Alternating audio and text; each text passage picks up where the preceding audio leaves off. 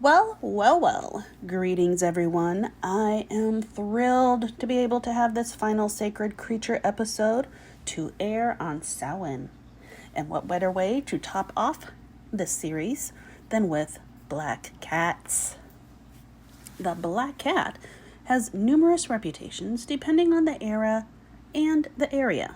Now, with it being Samhain, we are probably all thinking of the witch and her faithful black cat familiar. And I have to ask, is that so bad? Having a loving and faithful companion is something everyone should want. Any woman worth her salt always had a cat around to help keep a clean house. Cats are very good at keeping the mice away.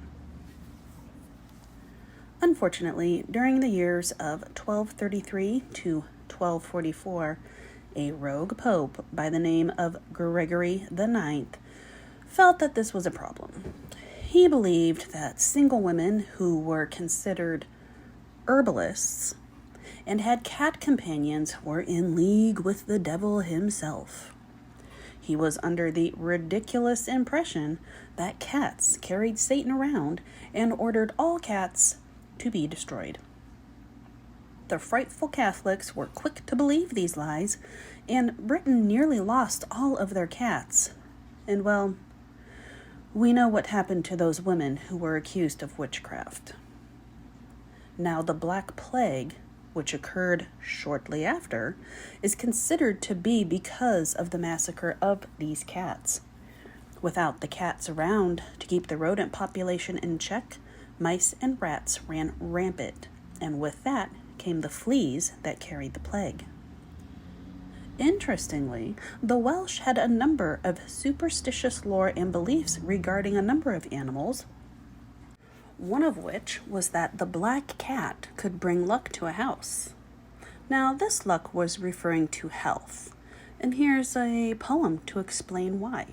Now, this is not my poem, and unfortunately, I was not able to find the author. So if you do know the author, if you're familiar of this poem, please let me know so that I can include it in the notes. A black cat, I've heard it said, can charm all ill away and keep the house wherein she dwells from fever's deadly sway. Even the Welsh knew the benefits of having a cat around, 'cause when the cat is at play, the mice stay away. If a black cat were to leave a house immediately after that person has died, it is believed that the person has gone to a bad afterworld.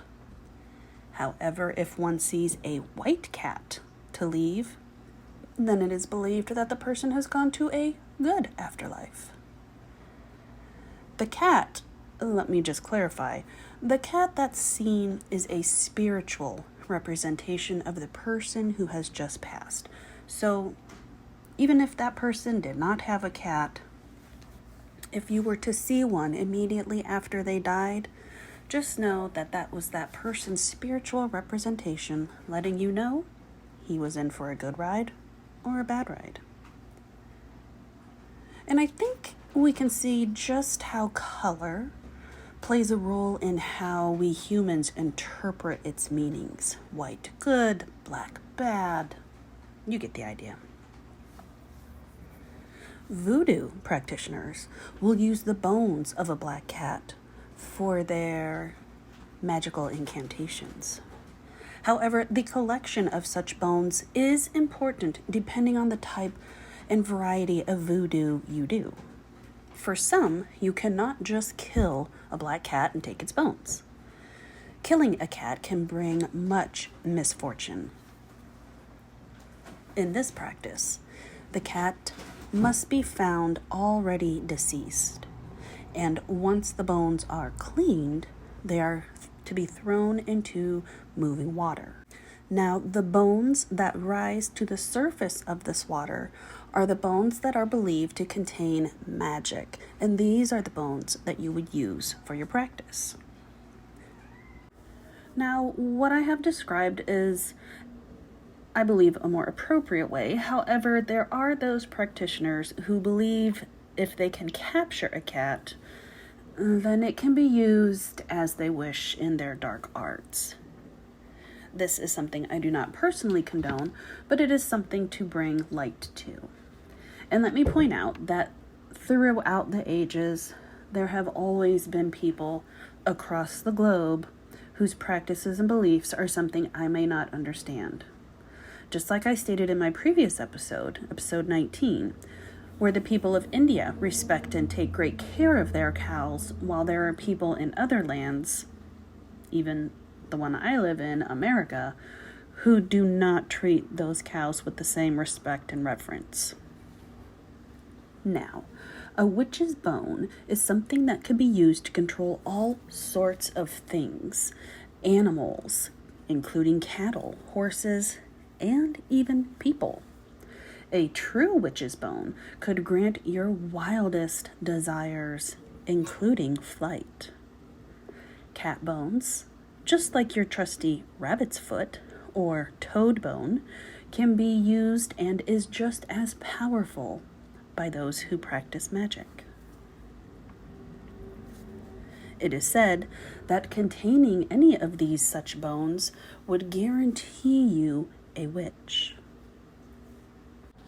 One reason people feared the black cat is because a black cat can blend in much better in the night than, say, my little calico girl.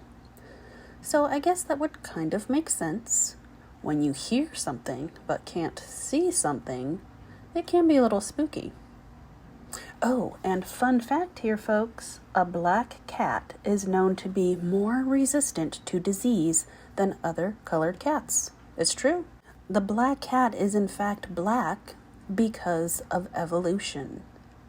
So not only are black cats better able to hide in the dark, but their DNA has also evolved to having a black gene.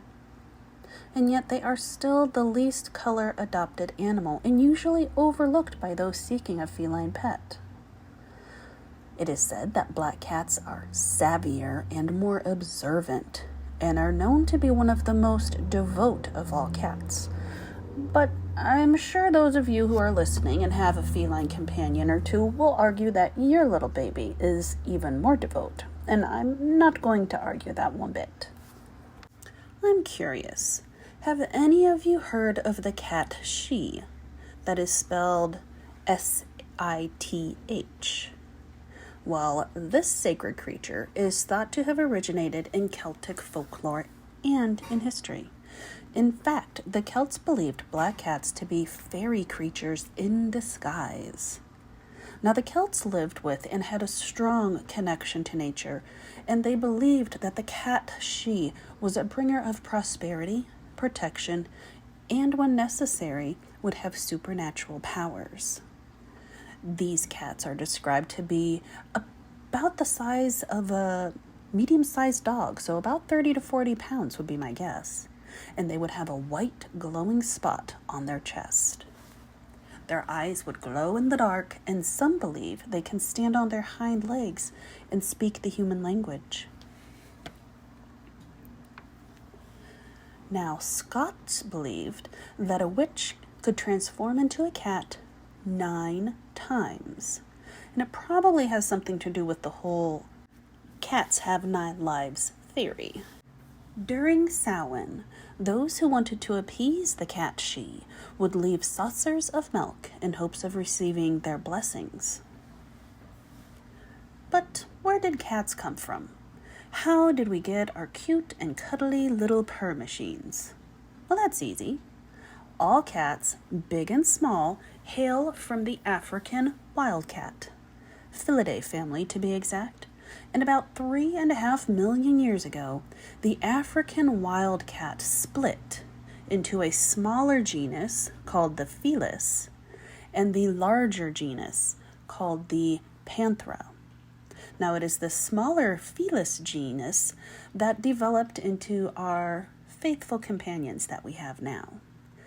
These cats ended up traveling with us by boat and by land, and that's pretty much how they have gotten to every spot on this planet.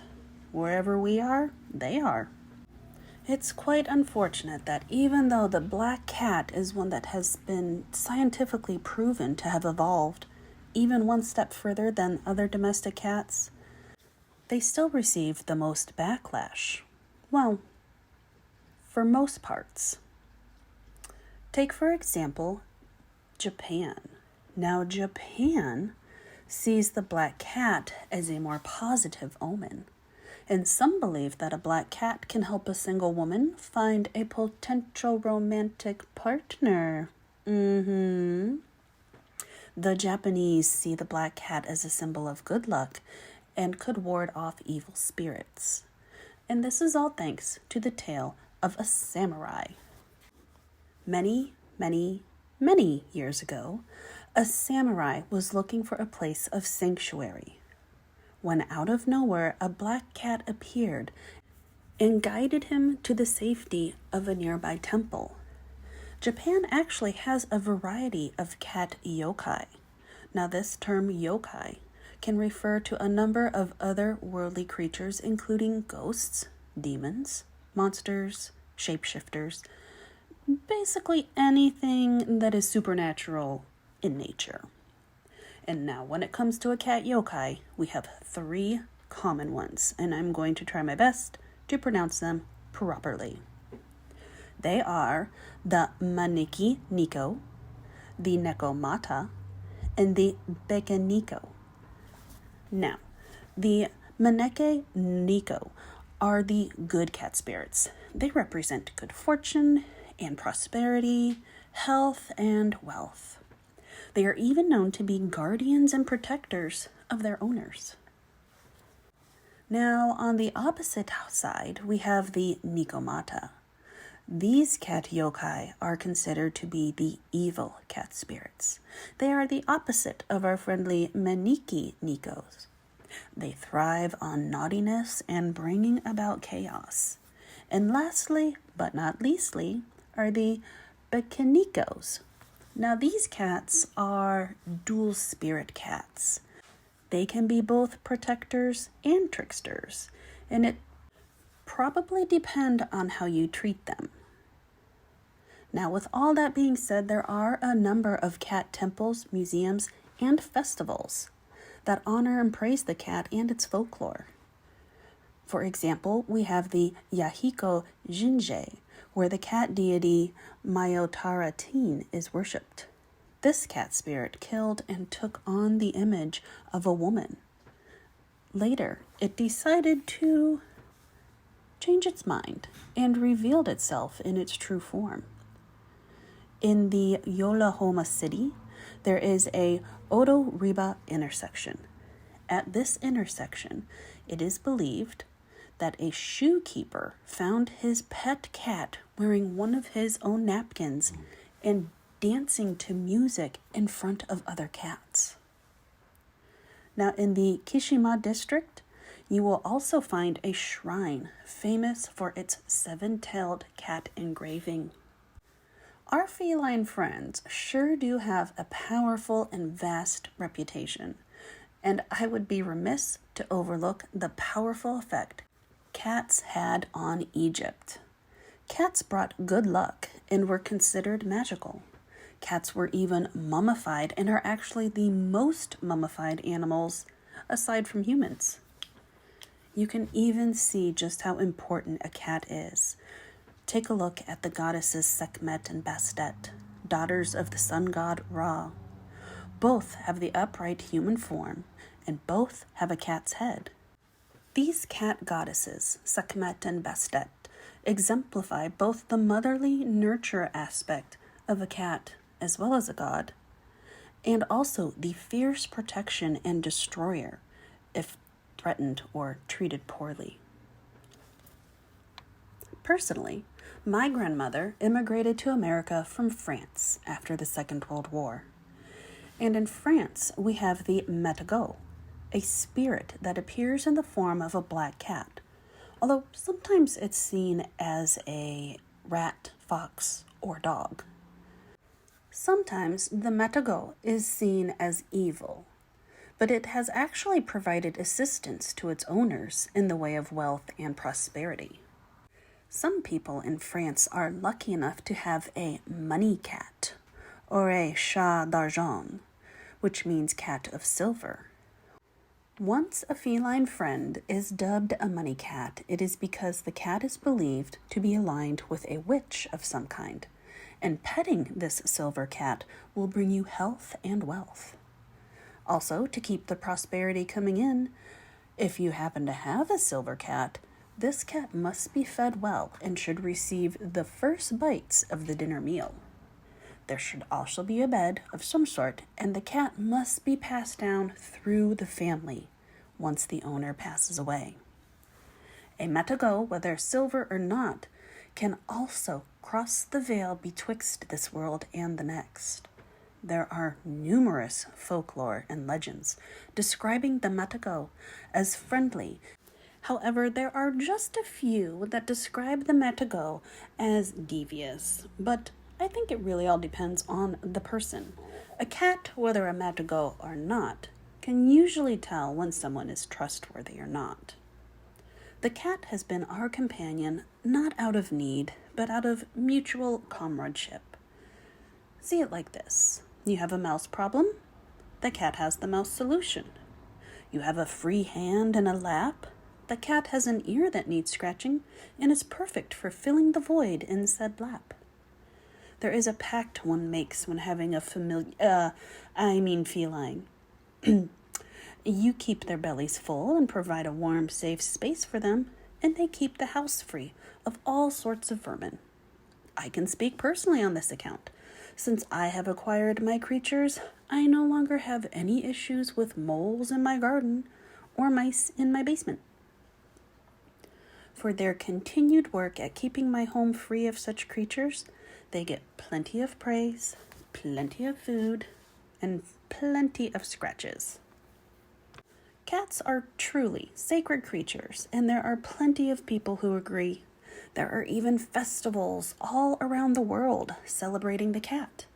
In Pasadena, California, we have the CatCon, which is a 2-day event full of symposiums and expos. In Alberta, Canada, we have the Edmonton International Cat Fest, another 2-day event where you can enjoy multiple workshops, and 100% of their proceeds go to local cat-affiliated rescues. Now, just across the pond, in London, England, we have another Cat Fest. This one is also 2 days and full of markets, events, and nearly 50 vendors, and all focused on cat health, cat safety, and cat education. And heading way down under to Melbourne, Australia, is the Cat Lovers Show.